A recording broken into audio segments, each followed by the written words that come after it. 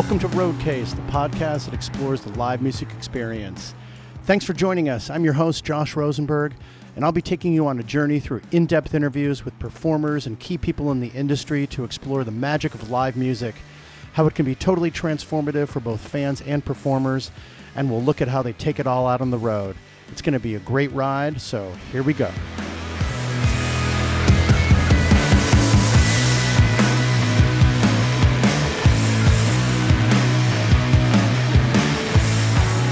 Okay, welcome back to Roadcase. This is Josh Rosenberg, your host. Thanks for joining me. I'm really psyched to be here this week, and want to encourage everyone, as I do constantly, is come on down and join the Roadcase community. There's so many different ways that you can do that, not the least of which is email, because I love email. I don't know about you, but I'd love to get mail, just like the old days. But today, you can send me an email electronically, info@roadcasepod.com with questions, concerns, suggestions, just to chat. I don't know, talk about sports if you want, mostly music and show-related topics. That would be great. You can get involved that way. You can also join the party over at patreon.com. We got a Patreon site. We'll also be featuring exclusive content on Patreon for Patreon subscribers. So head on over there now. Check us out at patreon.com/roadcasepod. And you can also follow us on the socials. Like I said, we haven't been banned from Twitter yet, so we're still up there. We're at Roadcase Pod, and you can find us on Twitter, Instagram, and Facebook. We also have a YouTube channel, which is, strangely enough, called Roadcase Podcast for some reason. So yeah, check us out there. And of course, you can listen to this podcast on your favorite listening platforms. And while you're there, please just nail those stars, as many as you feel is appropriate. The maximum would be awesome if that's what you're feeling, or leave a comment when you can rate and review us like that. So this week, I'd really happy to have Nordista Freeze with me. He's a Nashville-based artist, and he loves to perform live. This guy has done just over 500 shows in the past 3 years, and he just loves being in front of fans. He's a phenomenal performer. Like all artists, he was hit pretty hard by quarantine and show stoppage. He was going to be a featured artist at South by Southwest, and that went by the wayside, for obvious reasons, with the show stoppage. So I know he was really frustrated with that, and has been really missing being in front of his audiences. But what he loves to do is perform. I think he's a born performer. You can really feel that when you talk to him. So he'll tell us some stories, and we'll listen to his philosophy about performing. We'll learn a little bit about what it's like to be on the road with Freeze. He's a guy that just believes in fun, wants to be out there, wants to connect with other humans in any way that's possible to do that from the stage. And I'd really admire that. You can feel his excitement and just his desire to be out there doing what he loves to do. We talk a little bit about his musical influences, and that's really interesting, and what his future goals are, one of which is that he wants to do 50 shows in 50 days in 50 states. So that'd be interesting. I'd sign up for that, but and I'm sure he'll do it, man. I mean, if anyone can do it, he can do it. So wish him luck with that. It's a great interview with Nordista Freeze from Nashville, and want to thank all of you for joining me on Roadcase. So here we go.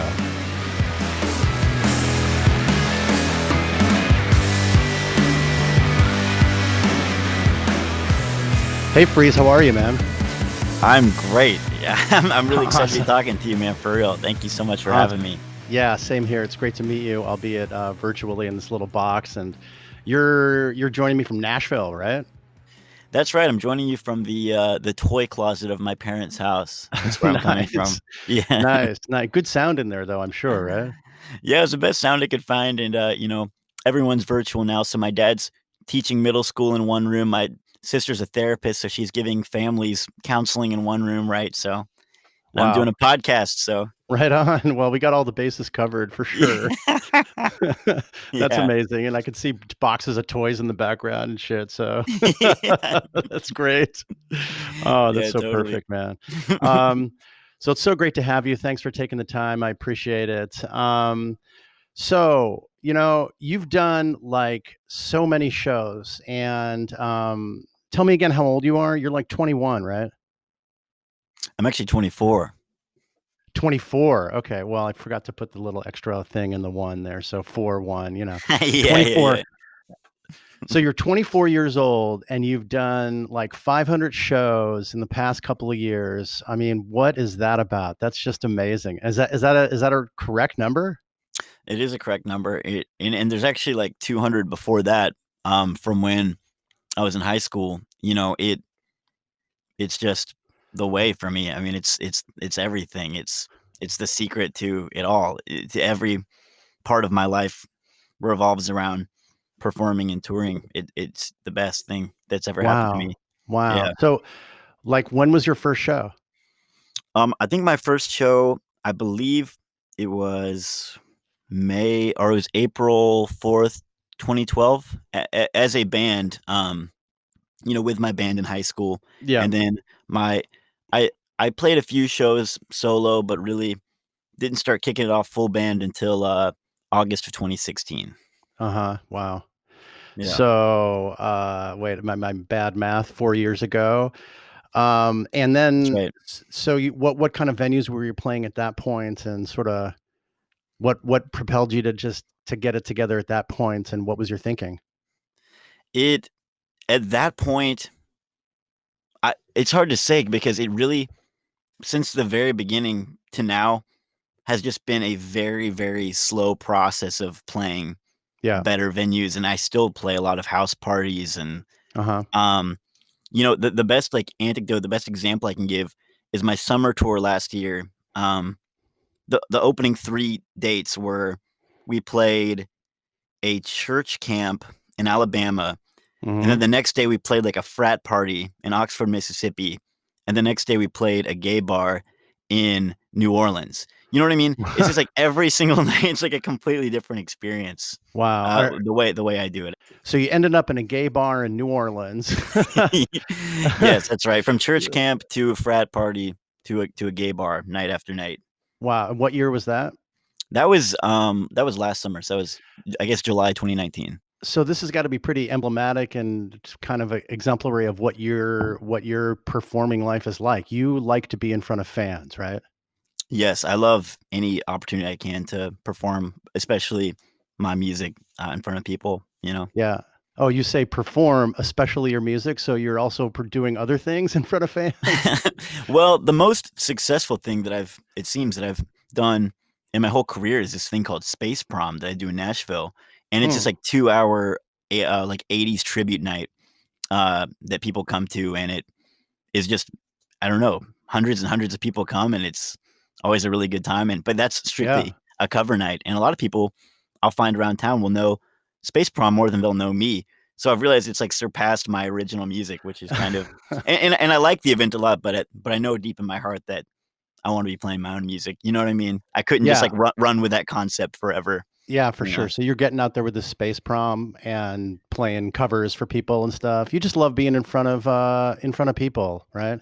Yes, even like acting or speaking or whatever. I do love any capacity, but performing my songs is number one. Yeah, that's amazing. I mean, it's totally comes off, and I mean, I haven't had the pleasure of seeing your live show, but I mean, I've seen videos and seen what you've done, and it's great energy. You bring it. It's so happy. It's so amazing, and Thank you. it's just great stuff. But in this era of COVID, we are obviously getting in front of fans is just not happening right now. How have you been managing that? What's been going on? Man, it's been the hardest year of my life for sure. It's been really difficult. Hmm. There is I don't know how to it's there's not really a more positive way to spin it. Like, No, no. I Just what are your I impressions? stay I stay I stay busy and motivated as much as I can, but it's like I feel like I'm walking with a 15-pound weight on each foot. It's like I can still get up and do stuff, but, honestly, Yeah. I'd say something that I realized recently why it's so difficult is because I've spent at least the last 4 years, if not the last 8, trying to make it as a touring artist, and right when I was really on the brink of it, I mean, the day our tour got canceled back in March, the next day was supposed to be, like, South by Southwest, Right. and I was gonna be an official artist this year, Yeah. um, and, like, NPR put me as one of the, like, artists they were, like, planning to come see. They, like, Ah, announced that, I guess, right. posthumously, if that's the right word. Posthumous. They were like, "Oh, here's some artists we were excited about." Yeah. So it was like I felt like I was right on the brink, and then now I feel like I'm starting over as, like, a bedroom pop artist who makes TikToks or something. I'm, like, totally just, like, back at square one where I'm like, "I don't know, I don't have no idea what I'm doing." So that learning curve is back, it's like it's Yeah. pretty tough. Well, yeah, I mean, it's a challenge on one hand, it's a different environment. Everyone's had to face these challenges. The people that like you and the people that are out there and those that wanna support you and your energy for performing, man, that's inside of you, man. I mean, Yeah. this is a pause button for everybody, right?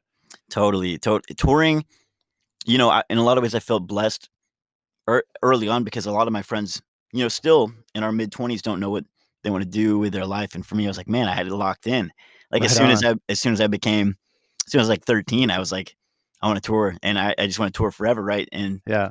so but then losing it has been just crazy because that was the one thing that I've always felt really blessed to have is, like, is knowing exactly what I wanted to do, at least it's never Wow. gotten old, I've never gotten tired of it, you know? You're lucky, man. You're lucky that you knew that, and obviously it's something, I mean, it just comes out of your pores, man, that you just wanna be Yeah. a performer. I've seen your stuff, and then and then you're here, it's great. You just bring that energy. It's fantastic. Have you always had this level of energy in your performances even when you were younger, or is it something that you've developed, over time? I think it's been there forever, I'm the youngest of 2 youngest, like, my mom and my dad were both youngest kids Ah, in their families. attention needers. Yeah, that's right, and I'm the youngest of theirs, so, I mean, I know that I've always been performing, and as soon as there were any, like, acting opportunities or my granddad's a preacher and my dad, um, was a children's minister growing up at a church, so both, Mm, kind of a more performative, role within the church, getting up in front of people and right. leading them, so I do think there's this sense of, like, that it is in my nature. Now as far as why I perform in a kinda off the rails, super energetic way, I Mhm. don't I don't know exactly what the answer to that is, I will say I just feel like I'm full of, like, the Holy Spirit, you know what I mean? Like, Yeah. you can anyone can interpret that as they wish, but, it's that it's just the overflowing joy, like, when I'm up there, I just feel like I have so much energy and joy, you I know? mean, that's totally clear in that, and, whatever that is for you, Yeah, that's fantastic. It gets you up there. right. What gets you past, like, stage fright or anything like do you experience those levels of, any level of nervousness when you get out there? I don't think so, I think about that a Wow. lot because I wanna be honest, It's like but I don't think I do. I think at most I feel really focused, before shows, I actually get really people show up, they're like, "Oh, there's Freeze," and they expect me to have that energy that they're about to see on stage, and a lot of times Yeah. I've got this really weird, stillness where it's almost like I'm, like, storing up all and I'll a lot of times, like, find, like, a place to be alone. I don't get to hear the opening acts a lot because I'm just, whether I'm, like, praying or meditating or just, like, really just locking it in. I'm really just being alone and focused on being ready, and Right. then as Right. soon as I get on stage so but it's not really like a stage fright, no, it's just more like, Yeah. I know I have to get focused, and I know I can do whatever it takes to make it a good time if people want to have a good time, you know? Yeah, well, most people do, I would hope, but you have that confidence inside of you that says, like, once you get on stage, like, you're bringing it, right? Yeah, yeah, I really do. It is I guess it is a confidence. I don't not really sure why Sorry, that could is, but you kinda broke it's up definitely right there. there, That's not Freeze. Oh, you're good. I'm just saying that, yeah, I think that definitely I do have that confidence, and I'm not really sure how to explain it or why, but I definitely feel like I can, and maybe it's just from playing so many shows, but I Right. no longer feel that stage fright, at least at this level. Yeah, it's probably, I mean, I would, you play a lot of shows, you feel, would it be because you feel that this is what you were meant to do and you really deeply believe that and know that of yourself? Yes. Yeah, I think that is it.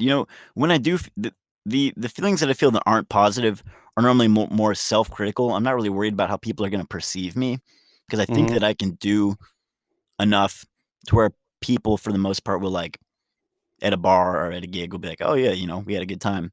But I Right. get frustrated with myself because I'm like, "Man, I could have made it better," and I have a hard time forgiving myself of Oh, that. Well, so on the you back know end, you kinda have those sorta misgivings, but if you're yeah. going out there and just doing what you do, like, what is it that when you're done with a performance, what do you analyze?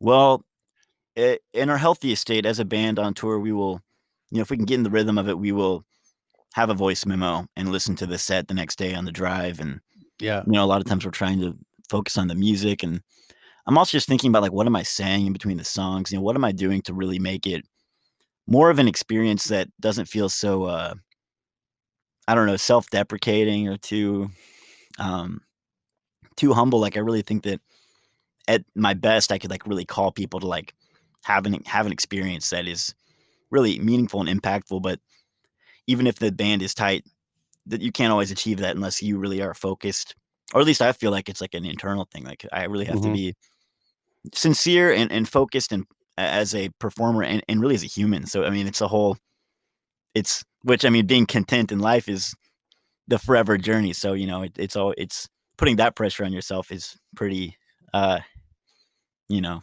pretty heavy. Yeah, but you listen back to your shows the next day, that's interesting. What's that like? It is typically pretty bad audio-wise, Oh, and audio-wise, yeah, yeah, alright, but I mean, like, and, you know the experience of it is not always great either because I've cringed. I'm like, "Why did I say that?" Or, a lot yeah, of times you can leave a show and feel a high from it. You're like, "Wow, we sounded great." Then you right. go back and listen to it, and, obviously nobody's listening to it with the intensity you are when you're looking at footage in the locker room, but, you still feel that weight of every missed note and every time it took too long for the band to, like, get tuned and set up for the next song. There's, like, Yeah. awkward silence and stuff. It's like just really honestly, it's about tightening it up, just small things normally. Oh, yeah. Yeah, little small technical things that you can do to, like, pull the show more together, but some of those things people I can tell you from the fan perspective, people don't notice that or care about it really. Yeah, You know, right, right. I mean, you're not sitting here telling me, "Oh, I fucked up that song," or that was really bad and I hit bad notes or I was off. No, you're not telling me that. You're telling me, you wanna bring it together a little bit more before songs, right? Right, totally. Even actually, a lot of times I think the bigger mistakes you make are almost more redeemable because people that almost creates, like, a moment with the crowd. Like, if you totally forget the words to a song, people's hearts, they channel the stage fright. Like, they're like, "Oh, no, "Oh, that must shit. that Oh, must we feel gotta so bad yeah, for him," and right. then when you recover, they're like, "We got you." It's almost like it Yeah. brings everyone together when you actually do just totally screw something up. Well, I'm not a performer, but there's always that technique of just throwing the microphone at the crowd, just, like, pointing the microphone at the crowd. Yeah, right. That's in my mind, that's what I'm doing, right? If I You know, forgot that lyric, how you guys take it? The I problem think is if you hear crickets back, then you're like, "Oops." exactly, exactly. I don't think I have, quite the fan base yet for that because, a lot of times when I am performing, it still feels like I'm playing for totally new people every night, so it don't which, Right. it adds a little bit of charm because it's fun to try to charm Yeah. someone from being not even knowing you were on the bill because 'cause you're just playing a four-band bill or something, but, it would be nice sometimes if a few more people were Yeah, familiar with well, the that music. is yeah, yeah, sorry. You are I mean, that is, the basis of building a fan base, though. I mean, if you are playing you make a good point. I mean, if you're playing to people that don't know you, that's your opportunity, That's true, yeah.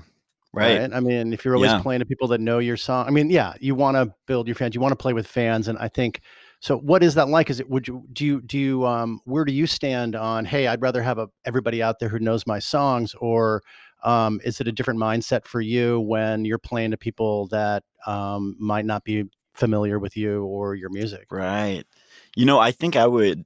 That's actually a great question. I think that I would sign like a, if I could, like a 5-year contract of just being the opening act. Wow. I actually Uh-huh. I love that more. Like I love the idea of like going out to a crowd who's like, we're here to see this big band, and then being like, okay, like I feel like that's where I just love that idea of just being like, okay, wait, before that, Yeah. give me like 20 minutes, not even a ton of time. Yeah. Our And just sets are normally totally. pretty short. It's just like Yeah. give me a second to like win you over and like make your day a little bit Oh, better. dude, I love the winning attitude, man. Just come out there, opening act, blow it up, blow everyone away, right? Yes, totally. I live for that, man. That's a great feeling. So have you, as Nordista Freeze, the band, have you guys been opening or have you mostly been doing your own?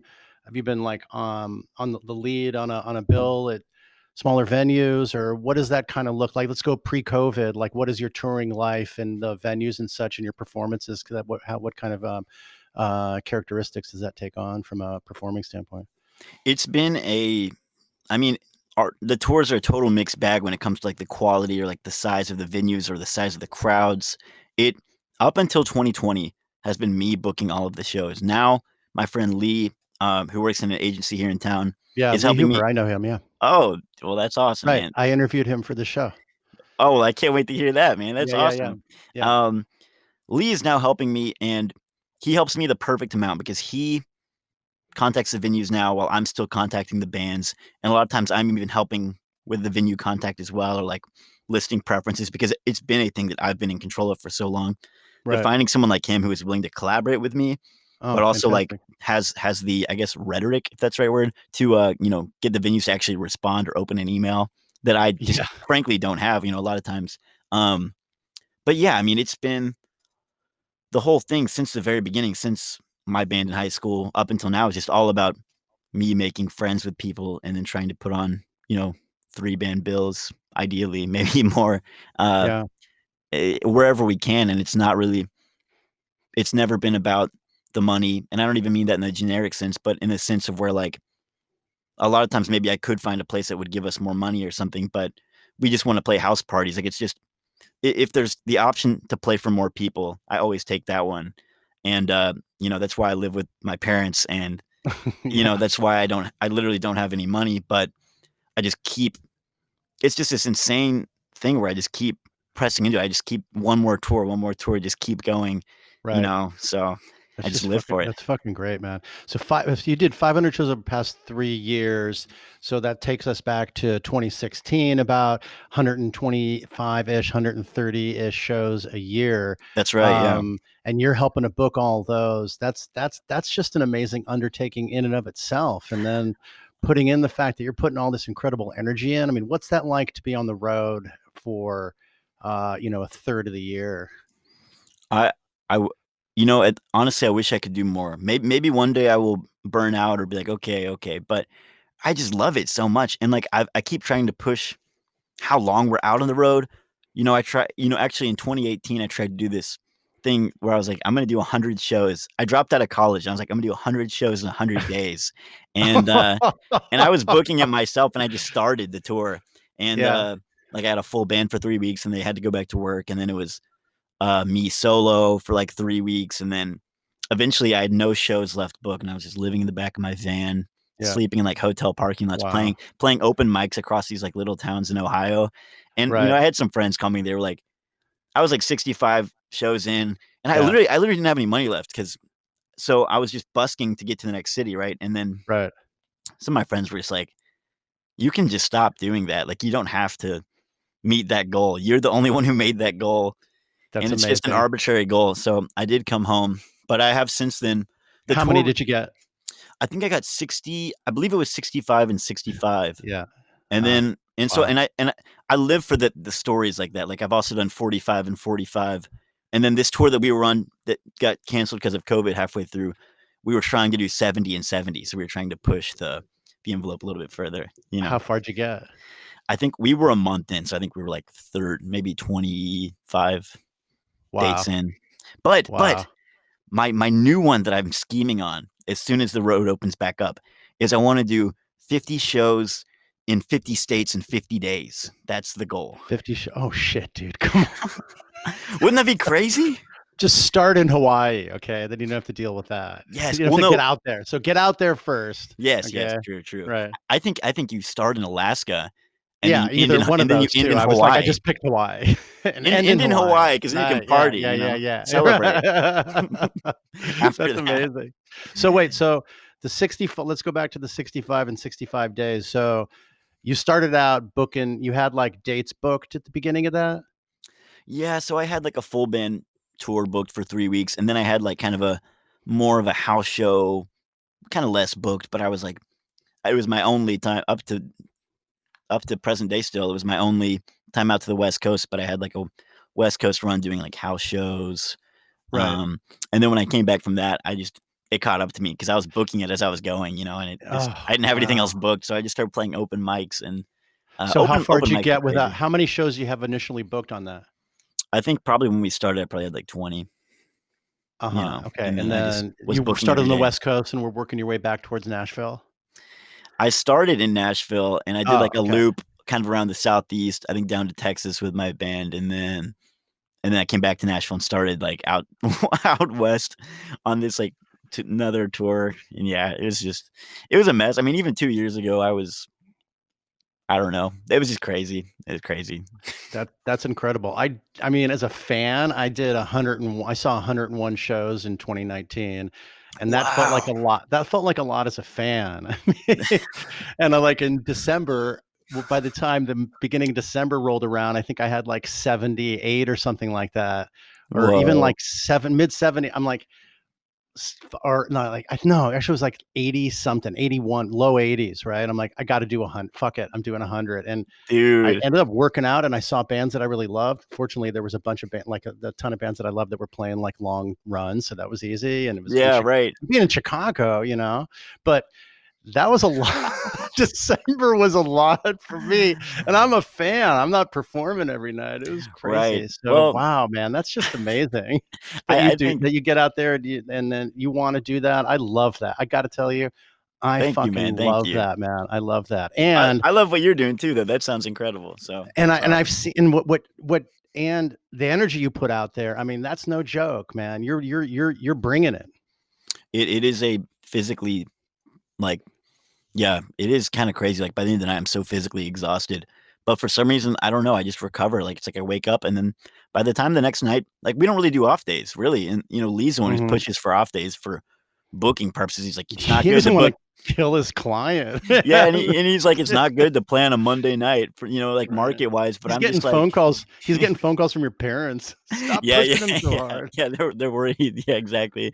It's just but, by the time 6 p.m. rolls around, I'm just like, "All right, what are we gonna do?" And I don't wanna, like, watch a movie or something, I'm out on tour, I've got this band and, since I'm an artist with a backing band, technically, although we're a group of friends and we operate like a rock and roll band, it is just me, so I feel like I've got these guys who they ask off work or they tell their wife or significant other or whatever, they're like, "Hey, I'm heading out for, 3 weeks." So it's like, "All right, I have 3 weeks, let's play 22 shows," you know what I mean? It's like, let's Right. make it let's just do as much as we can before I lose them again, before they gotta go back to their lives. So, Interesting. So are yeah. they so your backing band, where are they at? And like you said there before they go back to what they're doing, are they working full time but then touring with you when they can, or they have the flexibility to do that? What does that look like? So since that first full band date, in August 2018, I've had, I think, 53 different members of the project, and Wow. some of them are like, for sure, I guess we'd call like the A team, like they've been there since that day. They play as much as they can. But Mhm. at the end of the day, every tour and every gig, one-off gig is kinda treated like a fresh contract. It's like, "Hey, does anyone wanna do this?" Yeah. I first send it out to those guys and, you know, some of them are in college or some of them my buddy Zach plays keys, he's married, and a lot of other people, are in and out of relationships, and maybe they Right. just don't really feel comfortable, or yeah, it's like, some of them, they work all kind of jobs, and since it is not a thing that I mean, nobody makes money off of it, we never come home with more money, so they're losing money by being out there, so it's more like their passion for, like, art and, like, being on a road trip and, it's like it's gotta be all that, it's so Yeah. I don't I'm know. sure that all their significant others, those that have them, really love you a lot. pulling Yeah, them away right. from home for so long. Exactly, man. They've got to have a, yes, you've nailed it. That's the deal, though, right?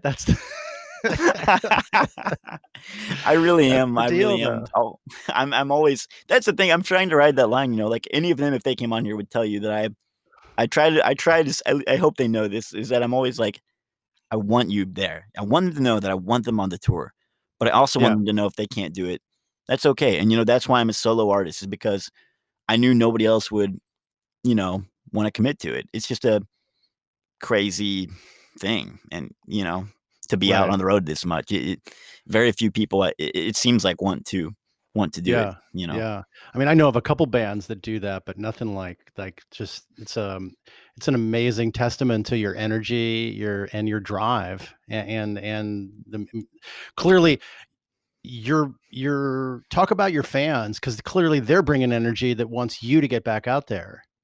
Yeah, I've got, I really feel like my whole career is kind of an experiment because I don't really know a lot about the industry, but I just have always believed in the performances and believed in like making friends and fans. Yeah, I've got a really open relationship with my fans where they can, um, if they message me, sometimes a little slow getting back because I do try to respond to everyone. Sometimes it's a lot, but I always respond to every text, and I actually fantastic. give out my number at every show on stage.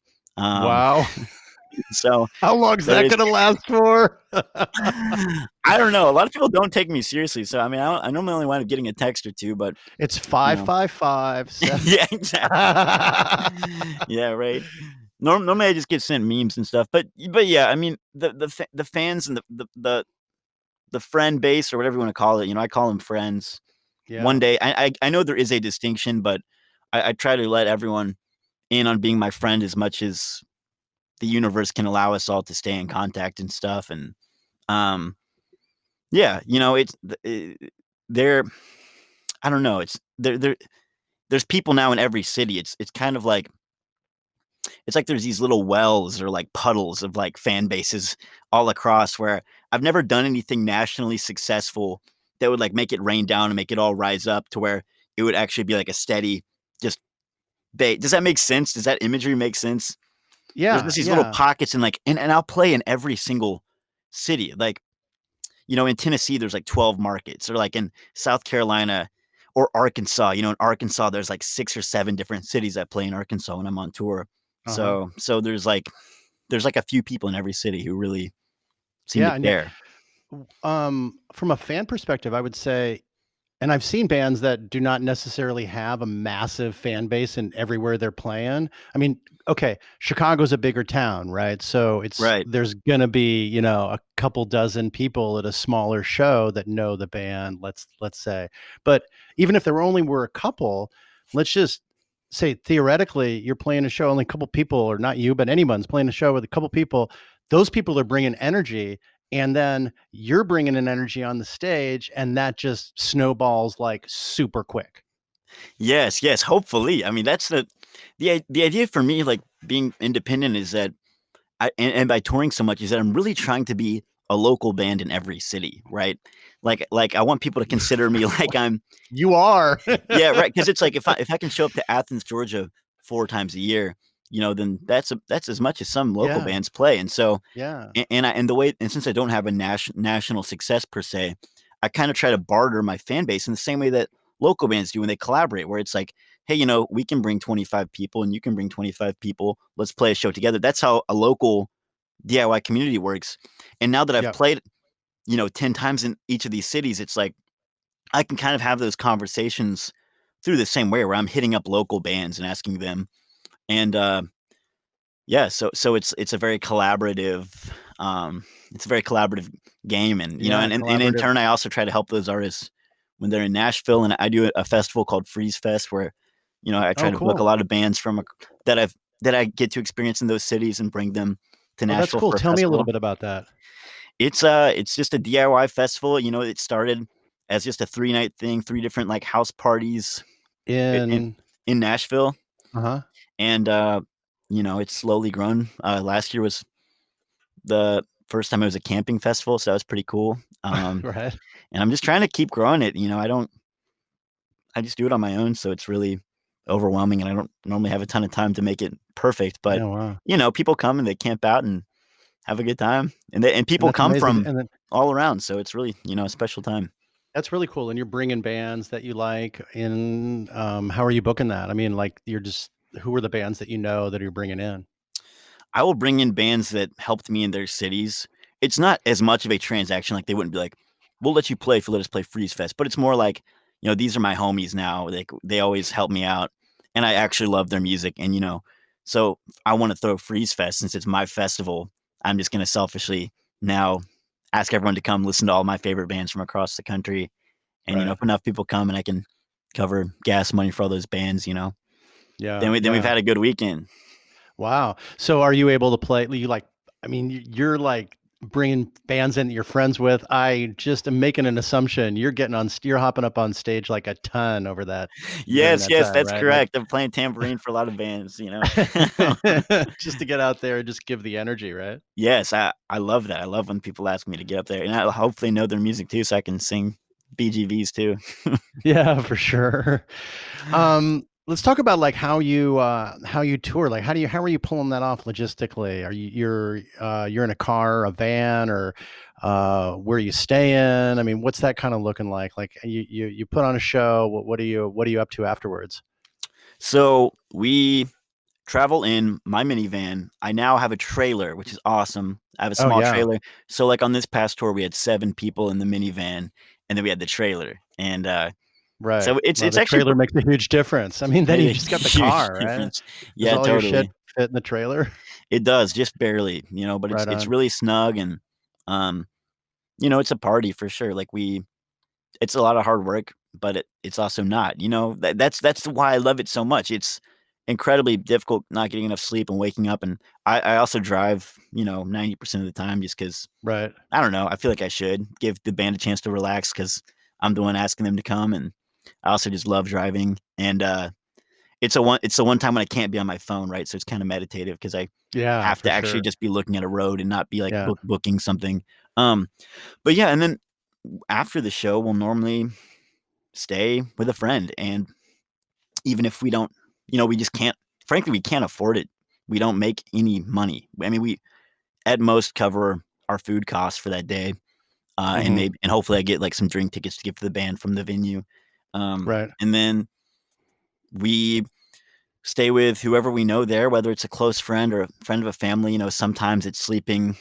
I mean, I've slept on hardwood floors with no blanket, and I've also slept in some of the nicest houses because that's one of the cool parts about the generosity is when you open yourself up like that, some people who can host you, and everyone's got their own way of showing their generosity, and they've all got their own, Yeah. uh, you know, life that they can share with Yeah. you. So, and Yeah. it's Yeah. it's cheaper, so it saves you money, but also those are the times when and this is where it gets blurry between what is a fan and a friend. When you're staying with people like that, that's when you really make those, like, real deal connections, and those are the people that Yeah. are gonna, like, come back and see you again and, like, show up early to chat, and for me, that's really special, so it's almost nicer to have that to not be able to afford a hotel. I don't know what I'd do if, like, a hotel sponsored my tour. I don't know if I'd take them up on that, you know what I mean? Because Yeah, it's that's it's just fucking nice. awesome, dude. Like, I know that's just like that's what it's all about is you got it. You want to be with the fans, you know what it takes, Yeah. and you celebrate that and you love that. And that's great. I mean, you're making friends, you're making fans, the line blurs. Maybe you're a little less friends with the person that put you on the fucking hardwood floor without a blanket, but I'm sure there was a good reason for that. I don't know, but The reason is there's too many of us. Once there's 7 people, like, nobody can accommodate that. So, pay the price. That's what I get for bringing so many people. You give him like you gave him 2 minutes of notice, and then they didn't have enough blankets, man. Yes. Yeah, exactly. That's actually another part of it is a lot of times we don't book a place to stay until we get there because, Right. um, you know, you could reserve, like, "Oh, my uncle's friend who we kinda know, I'm sure he'd give us a spot," but then it's like, what if we get to the show and just the perfect opportunity opens up? We meet this person Yeah, who's like, right. we meet someone like you who's just, like, super nice, and then you're like, "Hey, come back. I got a place." It's just Yeah, like, "Oh, we're going to Josh's house," and then that's the game plan, you know. Okay, I'm extending you the invitation when next time you All come to right, all Chicago. right. You got it now. I'm in the group. You reeled me in. Sweet. Welcome, dude. No, Hook thank you. line, Yeah. hook, line, and sinker, man. I will be back to Chicago. We'll have to get you to come to the show or whatever Oh, hell yeah. whenever the road We'll have opens back to. up. Yeah, the problem will be having not come to the. I mean, like, I'm coming. Sweet, man. Thank you, Yeah, dude. yeah, for That'd be sure, awesome. dude. That'd be awesome, man. I saw you doing a little bit of YouTube stuff with friends too. I mean, that's kind of like your that's a COVID kind of fun gig for you too. Yes. So Was I'm that basic. was that did I get that timing right? Is that Yes, during you've been doing that this year? that's precisely it. I've basically, like, it's just been a 180 transition into the social media game. I make TikToks and make YouTube. You know, it's a podcast in a sense. It's also just talking to. It's pretty easy going. You know, but yeah, Hmm. I'm basically just trying to become. I'm trying to square what it would mean to be an artist in a non-touring world, right? Which is Yeah. incredibly tough for me to reckon with. And I know that touring will come back, but you know, I'm trying to be as productive and go ahead and like start doing things that maybe I already needed to do. Um, you know, as a person who tours so much, I'd say one of my weaknesses is that I don't always do a good job. Since I've started touring, I used to be really prolific. I used to make a ton of records. Like on Bandcamp, I was just always making music. And since I got so into touring, you know, I have not found a way to keep that up, and I don't do a good job generating like, you know, good like music videos and stuff, which I understand would be a really healthy way to help. You know, you only come to a city 4 nights, you know, a Yeah. year, but if you can create content, you can create good art that you can share with everyone digitally, that is goes to everyone in every single small town, goes to every single Right. You're communicating person. with your So entire fan base, right? right, so in a sense, Essentially. I understand that that's important, but it's hard because I just wanna go back on tour again. I'm like, "No, I'll just show up to their city again," you know, but, you know, Right. that's hard for me. Yeah, I bet it is, man. You're not alone. Let's put it that way. You know, It is nice uh, to know. different bands, different artists are figuring out ways to manage that and to create new ways to connect with fans. Have you been doing any live streams? No, I was actually gonna say that. So that's actually something that and maybe you run like a live stream festival, and I don't mean to step on anyone's toes here because a lot of people are working hard on live streams, but it's just I can't really jive with it. And I am playing some. Hmm. I hope that people attend those, and you know it is, and I support them. But it's just to me performing like on live streams is just so it has takes away everything I love about touring, and it's just it's too close. Does that make sense? Like, I'd rather just, like Close. I'd rather, like, paint a picture than, like, play a live stream. What do you mean by too close? It just I don't know, it's just painful, like, I'm on a live stream playing a song, and then, like, all my friends are, like, in the chat, and they're like, "Hey," you know? And then afterwards, Yeah, no one yeah, shares, and after there's no one to talk to. I just right. feel so alone. I feel lonely. It's fucking Hard. lonely, Yeah, for sure, right? it's a terrible. I just Yeah, I it don't can be like it at awkward and all. weird and strange and, And yeah, and furthermore, I don't watch live streams. You know, like, my local, you know, in Nashville, our local radio station put on the bill for their, like, normally the music festival they do downtown. It was the yeah, most stacked bill of bands I genuinely love. It was incredible for the online, live stream this year. I mhm, just didn't watch it. You know, it's like, yeah. what more could I have wanted than, like, Dawes and, like, the Avett Oh, Brothers and whoever, like, playing I love Dawes, man. did you watch Dawes last Friday, by the way? Not to interrupt you. No, Oh, that's what I'm talking about. What am I dude, doing wrong? What do they do?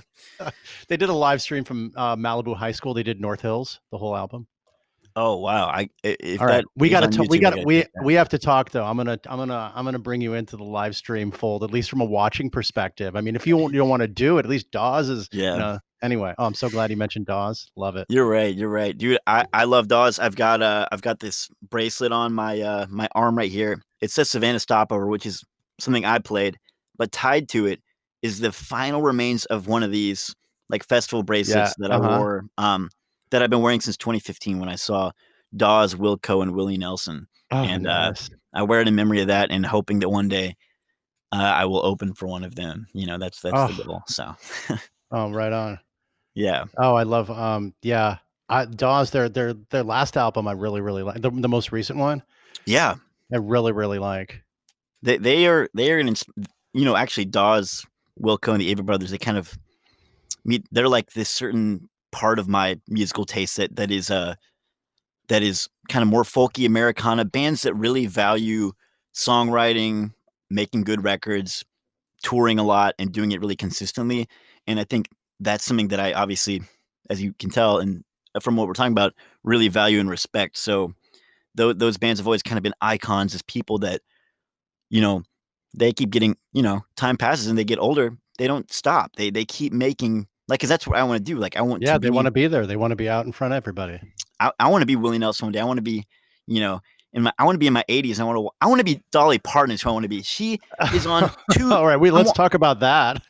I mean, that is she like I'm not even that familiar with her discography. I like what I've heard, but it's like having a theme park and then like being a part of the Thanksgiving parade the other day, and then I see that she has like a TV show happening that my dad's watching in one room. I'm walking in the other room. My sister's listening to a podcast on Dolly Parton. Like these are real. My family is all Yeah. separately listening and watching Dolly Parton content. What a hero, man! It's just amazing.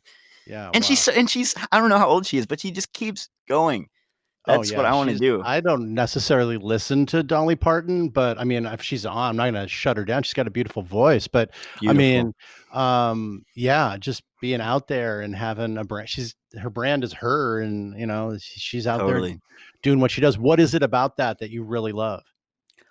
Just the whole I like the idea of just being a personality. I want to keep making I don't want it to take away from the art. Like I want to make good albums and I do care about music. First and like that is I am a music artist.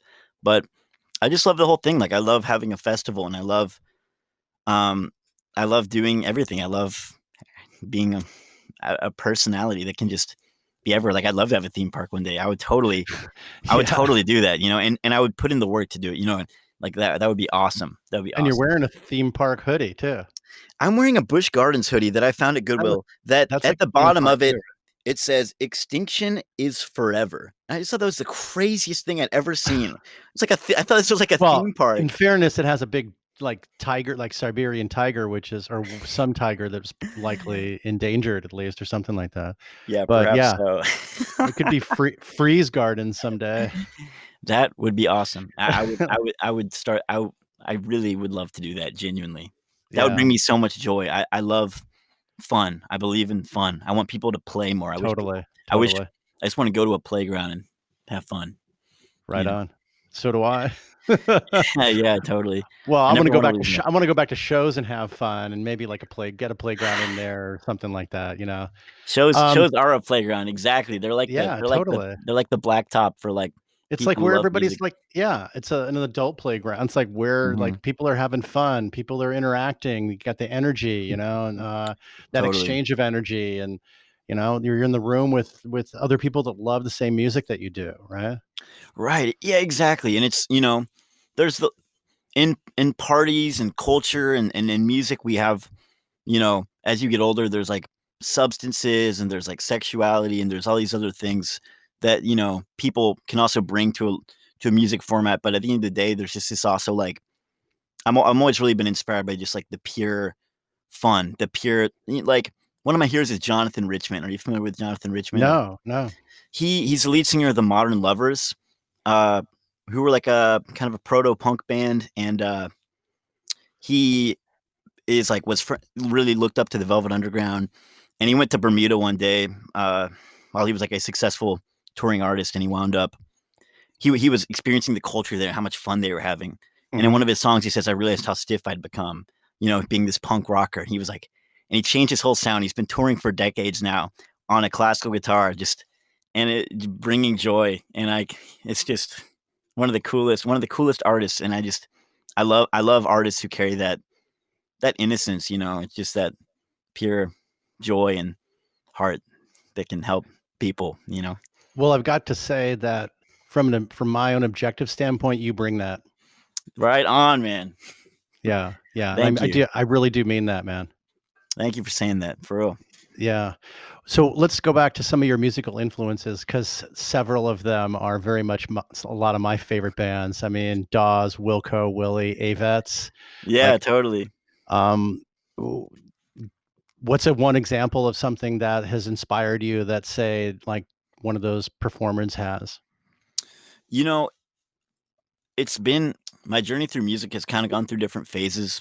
I I grew up, listening to Christian music in elementary school, and I have Mhm. some pretty formative bands from that era that most people won't know, but one is called Family Forest 5, and for the 1% of people who listen to this and know who that is, maybe they'll resonate with that. But then, um, I never liked rock music, so I remember my brother got me into in, like, 5th grade, I got into, like, Daft Punk pretty hard and Mhm. a lot of, like, electronic music, Right. and then in 6th or 7th grade, I heard Emotionalism for the first time, and it just The changed my direction Avets, like completely. 2012-ish, right? Yeah. Yeah, I think it was 2008. Yeah, the Oh, Avett earlier than Brothers, that. Okay, you got me. uh, it was their first major record label, I think one. I think it was, like, in Universal. I don't know, but, Mm.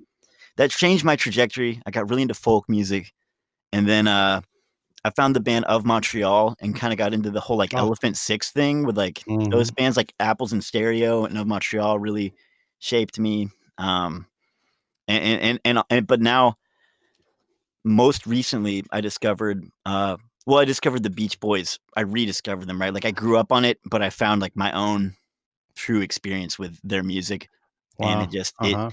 Brian Wilson is now my number 1 Wow. So hero. what are you listening to of the Beach Boys? So, I started with Pet Sounds, Right, um yeah. Good Start place with to it start. and then kind of the Smile Sessions, and then I kinda just started going both ways in their discography where I got into, like, Friends in 2020 and Wild Honey and all that, like, kind of the more interesting, like, you almost have to read the Wikipedia article to understand what you're listening to 'cause it'll be like, "Okay, this song, Mike Love did this one alone," or "This one was written by Al Jardine," and you can kinda like, "Oh, and now they added this guitar player," and you're like, Yeah. the music is pretty eclectic. You can listen to one of those albums, like a song, and not like the next one, but then I started getting into the earlier music, kinda diving all the way back to, like, 1962 and 1963 when they started, and that is where I found my, um, kinda, like, place it I don't know if it's a phase, but it's been going on now for years. I love early '60s music. I love the British Invasion, like, first records, like the first Kinks album, the first Zombies album, you know? These are the bands that I just have I love, like, the California West Coast stuff, like Jan and Dean. Mhm. Huge Jan and Dean fan now, and stuff like that, it's corny, but it's just beautiful and it's fun, and the songs are, like, 2 minutes, and they're just pop, and they have harmony, and it's just the 12-string Yeah. guitar, it's just something about it is just perfect to me. Right on, right on. Not corny at all, man. Those are great. And then Dawes is coming back with like the new Laurel Canyon sound, right? So Yes, exactly, dude. and Exactly. I'm really psyched about that. And there's like a neo psychedelic movement also with bands like Pacific Range, Mapeche, Yeah. Alalas, who you might know. I can, Yeah, yeah, yeah, yeah, totally. right. I also see I think you've got a National and maybe a My Morning Jacket record or CD behind you. Yeah, oh yeah, yeah, just a couple of my favorite album that, I Sleep love Well those Beast and The bands. Waterfall. Yeah, oh yeah, Yeah. great stuff. What do you like about The National?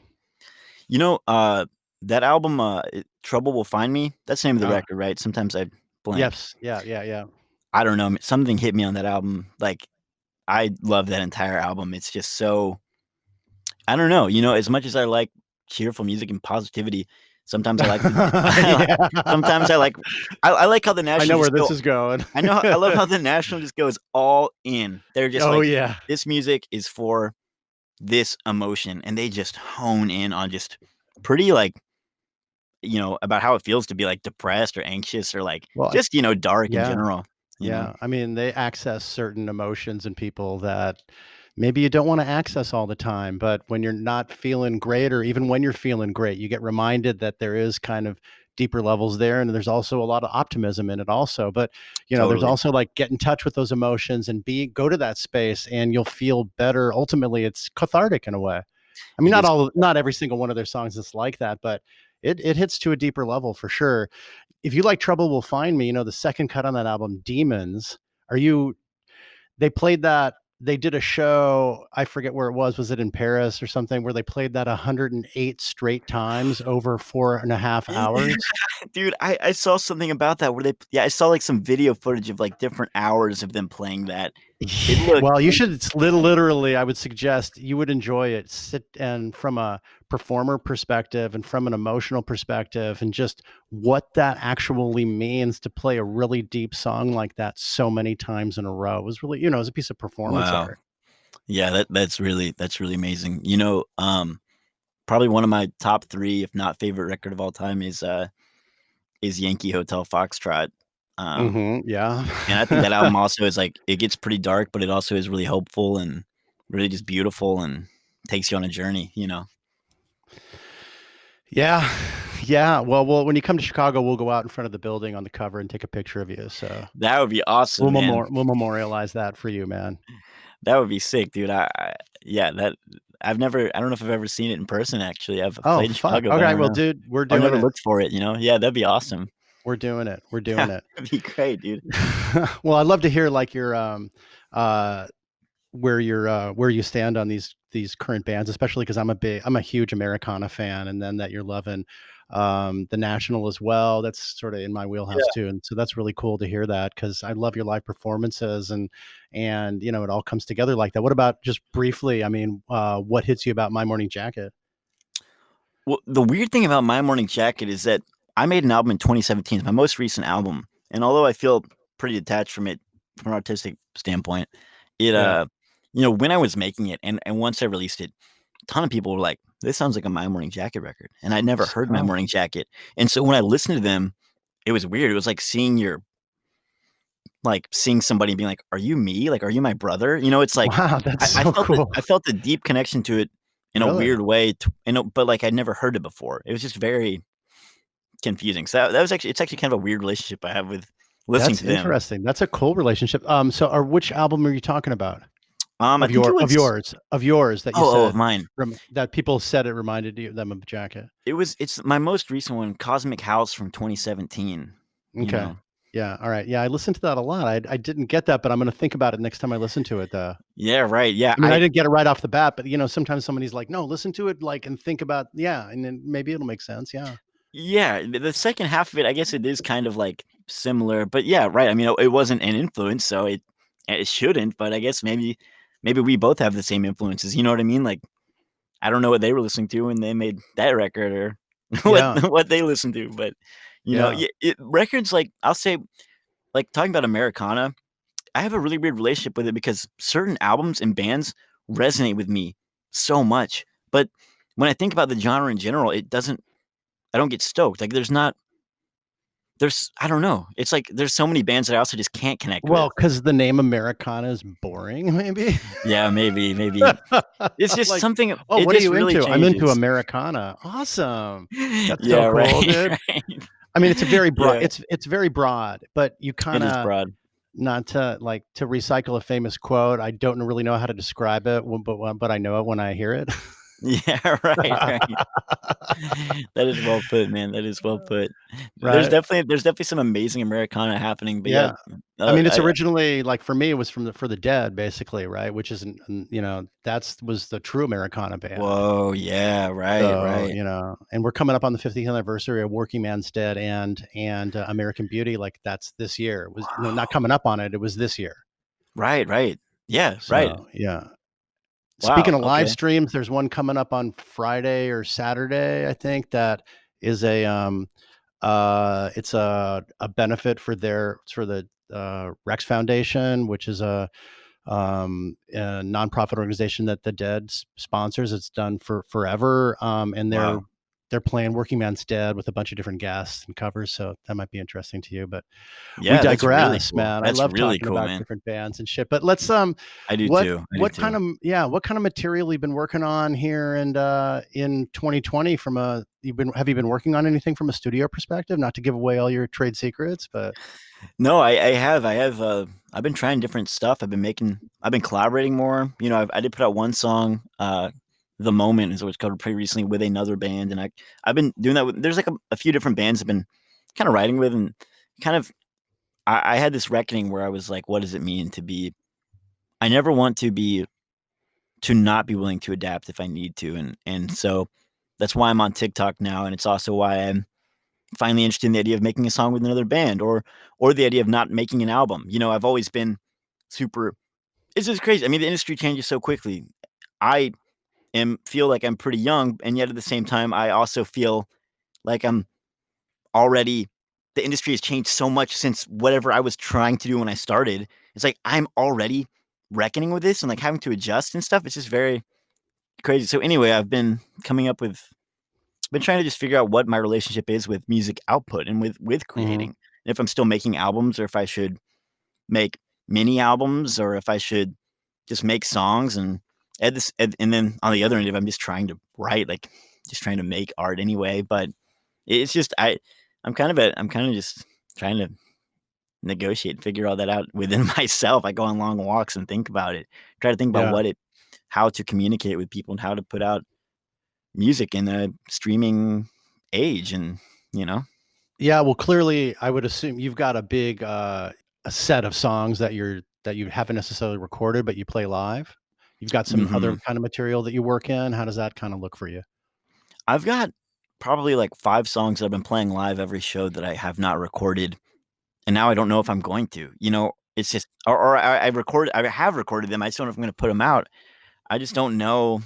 I've been making a lot of different genres too. I've been making music for the first time, like, just by myself in my room with a laptop, so messing with beats and messing with Right. synthesizers and stuff, but Huh. at the end of the day, what does that mean if I start creating music like that? Can I still tour it, you know? It gets pretty I don't know, I could talk for another hour, so it's hard to, like, summarize it because it's just I I don't I thought that being an artist meant a certain thing, and I realize now it could mean so many different things. And you can be a music artist who only makes YouTube videos and is supported through Patreon, or you can do Kickstarters every few years and do these big Mhm. albums. Like I have friends who do that. Like every 3 years, they ask for 40,000 and they get it, and they go into the studio and then they make this album with all this merch. And then there are bands like me who just tour and tour and tour, and I know that's what I want to do. Um, but then there's just so many. Every avenue has its own way now, especially since people don't sell CDs, right? Like everyone's getting creative and people are on Twitch and doing live streams. And Right. so, I just, it's now that I can't tour, I've had to really take a lot of time to think about that and realizing I actually have more to figure out. Like, I don't know. I tell people I want to be a music artist and I can do an elevator pitch, but I don't really know what do I want to spend my time doing? What do I want to be as an artist and what kind of artist do I want to be? And what do I Yeah. want to give to people and what do I want to create? Does that make sense? Yeah, I mean, those are great questions, and I appreciate your honesty and openness and vulnerability about those things. I mean, that's Yeah. really great that you can voice that. What does that kinda mean for you? Well, I don't really know what it means for me. I think that's kind of what I'm figuring out right now. I'm trying a bunch of different stuff that's not touring and seeing what sticks. Like at Mhm. first I started selling clothing. Like I opened up a Depop, which is this app that you can sell clothing on and sell art on. And then I was like, wait, I don't want to sell clothing. I don't just want because a lot of my friends do that. They go to Goodwill. You find clothing, you can like repurpose it. And it was like to me that doesn't. I realize it doesn't bring me joy. I want to create. Maybe if I was creating the clothes myself or painting them, making a unique piece of clothing, Yeah. just but even a small distinction like that, it's like goes a long way to me. I want to create things, but I just don't even yeah, because like what's the difference between being a band who plays live streams or being a band that makes YouTube videos? It's man, it's so complicated. There's so many different avenues and I don't fully all I know is that I love touring and I love Yeah, writing yeah, and yeah. releasing music. So I mean, nothing comes close for you to that feeling when you're on stage. What does that feel like? yeah, exactly. And not having it has been this crazy feeling. When I'm out there, what I started this conversation by saying, is that it's this holistic thing to me. Being out on the road accomplishes everything thing that I love. It gives me immense purpose. I love traveling. I love performing. I love music. I love people. And I love having a caravan of friends that can be my really tight homies that can process every moment with. When you leave the city, you can Yeah. process out loud with them, and that you're creating these memories with, you can share. Um, but I also love meeting new people. I could meet new people every single day. And so it's just like you look at it and it's like everything that Freeze enjoys culminates into being a touring artist. And that's why I never get sick of it. And that's why nothing else can replicate it. And I I know on paper, it's hard because I want to be um in the words of I heard this in a Brian Jonestown Massacre documentary once. It was like artists want to impact culture as deeply as possible. Hmm. That's really what it is. It's not about the money or the fame necessarily. It's because fame doesn't quite nail it. It's like wanting to like impact people and culture. And sometimes I recognize that if I had like a manager who, you know, or somebody who was really guiding me, they might be like, you need to not tour as much. You need to like focus on this or that, or like a record label. Um, and it's hard because I do want that. Like I want more than anything for my career to make it. That's why I'm live with my family and don't work a job and will be single for years and years to come, is because I will disregard all of that, for the dream. But I also recognize that maybe there are ways I could be more constructive and thoughtful in achieving that dream than touring and touring and touring. But at the end of the day, it's just what I love so much. And so I hope that I can find a way that includes touring, because it's the only thing that brings me joy. And maybe one day I will be more established and I'll have a tour bus, and that tour bus will have a Wi-Fi hotspot, and I can wake up and I can work and I can write and create and then get out and tour. Like I think Yeah. that DIY touring is just the most difficult way to do it. So Yeah, I'm for sure. definitely earning my stripes right now, but I hope that there's a world where I can, maybe just live on the tour bus and just tour for my whole life. Just That'd be permanently cool. be on the tour bus. Yeah, there you go. The Well, real that's never-ending tour, like Bob Dylan says he does or whatever. yeah. Well, I hope that for you too, man, because you belong out there for sure. I I'm really appreciate that, man. I really hope it opens back up soon.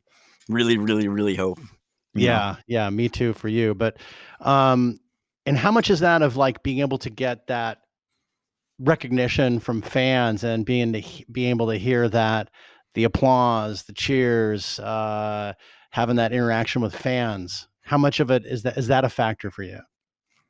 I do really love that. When a show ends, I always go stand at the door.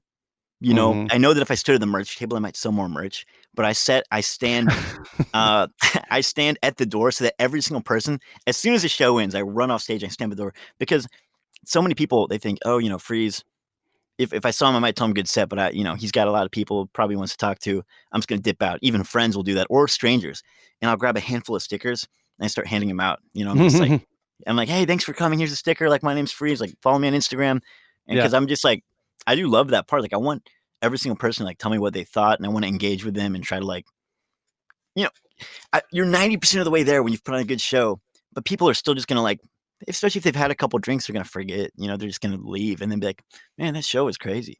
But Yeah. if you can just be like, "Here's my name. Yeah. Find me in the Uber. Find me," and but I really do love that. I love my band. There's so many. I cannot tell you how many times we've played a show where I look and the whole van is packed. The whole trailer is packed. Every single member of the band is just sitting in the van, and I see that and I'm just like, that is so generous of them to let me just keep talking, because they're like, it's 2 a.m. There's only 3 people left at the bar. Right. How is One of Free whom still one of whom talking is this morning? Freeze. Yeah. But I'm just like, I gotta talk to every single person. What? That's the whole point of the tour. That's so cool, man. All the That's other so part cool. can whatever. So Yeah. yeah, yeah, yeah. You're a true performer. You're a fan's performer, man. It's great. Thank you. I thank you for It's letting me great. come here and talk about it, because you've made my day by just recalling how much there is, and it gives me hope that one day that can happen again. I've Oh, been awesome. I get lost in the sauce of quarantine. It's Yeah. been hard, so it's just great to I'm talk to around you about it. anytime, man. Let's chat. We got a lot of musical things in common too, like musical influences in Yeah, common too, man. totally, man. I'll bring you up to speed.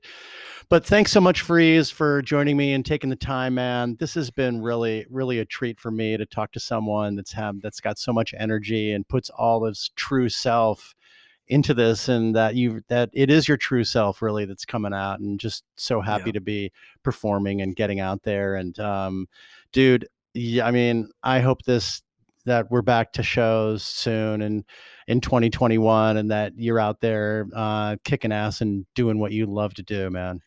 I hope so, man. As soon as the Yeah, road opens up, I'm coming to Chicago, so I'll get to see you. right So that'll on. be Yep, fun. yep. We'll hang Um, for sure, man. thank you to you, Josh, and to Dan, who's helping. Right I on. guess for like production for helping make this happen. Yeah, It's yeah. been a real treat for me. So, and I can't wait to hear the other episodes coming out. So, Yeah, right on, man. Okay, Freeze. Take care, buddy. Thanks. you too. Peace out. Cheers.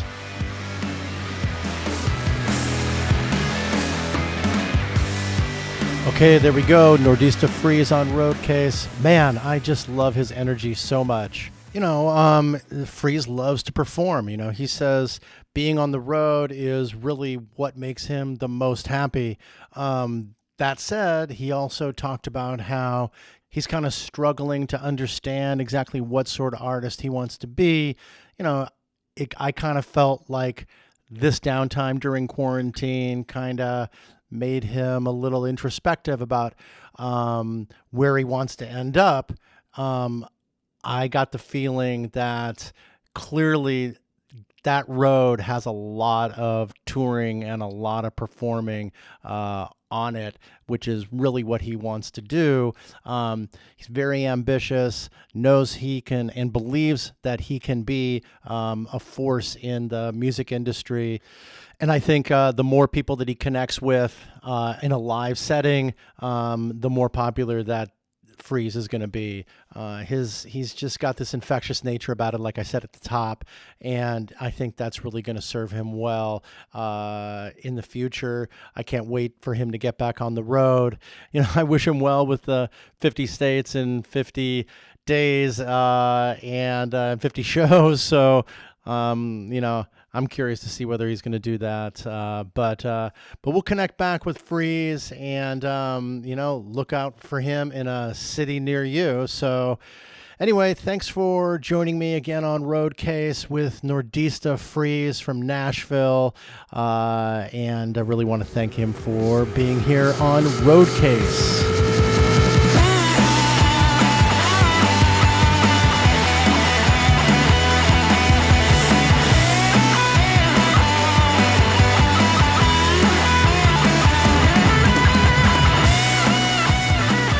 Thanks again so much for listening. And I'd like to encourage everyone to get involved with Roadcase. You can do so in a number of different ways. You can email me at info@roadcasepod.com with questions, comments, and even suggestions for guests. Or you can follow us on the socials, Instagram, Twitter, and Facebook. We're at RoadcasePod. And we have a YouTube channel called Roadcase Podcast. And if you are able to and like to support Roadcase, we have a Patreon site at patreon.com/roadcasepod. And of course, you can subscribe to this podcast on your favorite listening platform. And if you could please rate and review the podcast while you're there, that would be great. So I want to thank Walzer for this awesome theme music that we have. And I want to thank all of you for tuning in and listening to Roadcase. We have a lot of great episodes coming up, so I'll see you on down the road.